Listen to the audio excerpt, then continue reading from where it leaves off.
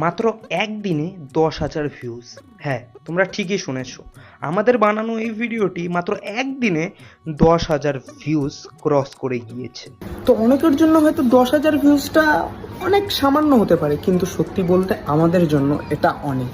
আর এই পুরো ভিডিওটা ঠিক কিভাবে বানানো হয়েছিল সেটাই আজ আমি শেয়ার করব তোমাদের সাথে। তো সর্বপ্রথম দুপুরবেলা প্রচুর গরমের মধ্যে আমি বেরিয়ে পড়ি বাড়ি থেকে আমার এই বাহনটাকে নিয়ে, আর ঠিক তারপরই এক দাদার বাড়িতে এসে আমার এই সাইকেলটাকে রেখে দিয়ে রওনা দিয়ে দিই আমাদের শুটিং প্লেসে যাওয়ার উদ্দেশ্যে। আর এখানে পৌঁছে দেখি আমরা জায়গাটা যেরকম গুগল ম্যাপে দেখেছিলাম তার থেকে জায়গাটা বেশ অনেকটাই সুন্দর দেখতে ছিল।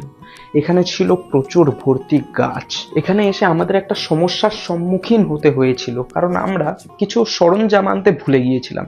ঠিক তারপর আবার গিয়ে আমরা সেই সরঞ্জাম নিয়ে আসি। তো বুঝতেই পারছো তোমরা ঠিক কতটা কষ্ট করতে হয়েছিল সেদিন আমাদের, আর আসলে ভুলটাও আমাদেরই ছিল।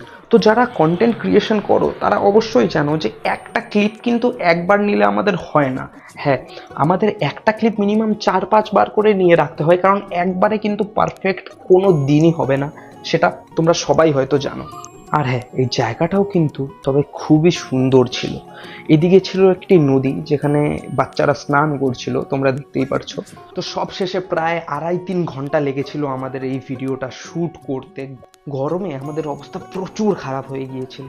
আর তোমরা যদি এখনো ভিডিওটা না দেখে থাকো তাহলে আমি লিঙ্ক দিয়ে দিচ্ছি ডিসক্রিপশনে, তোমরা অবশ্যই গিয়ে ভিডিওটা দেখে নাও।